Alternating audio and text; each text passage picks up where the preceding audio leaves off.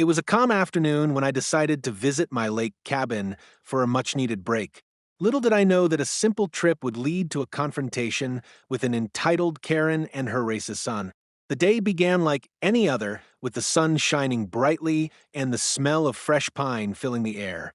As I parked my car in the driveway, I noticed a woman glaring at me from the house next door. She had always been a bit of a nuisance, but I hadn't expected her to cause trouble today. Her son, who was about my age, stormed over to my car, demanding I hand it over to him for a party he was hosting.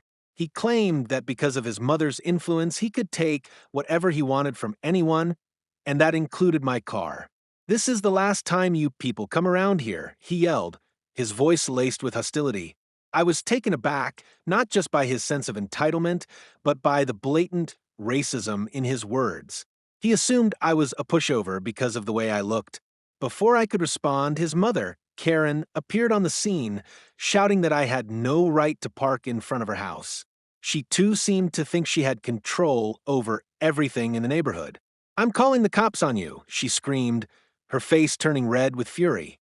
I remained calm, realizing that this wasn't the first time she had used her privileges to intimidate others.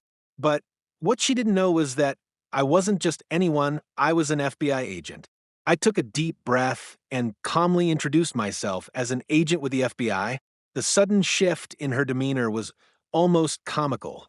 The arrogance in her face faded, replaced by confusion. She had no idea she was threatening the wrong person.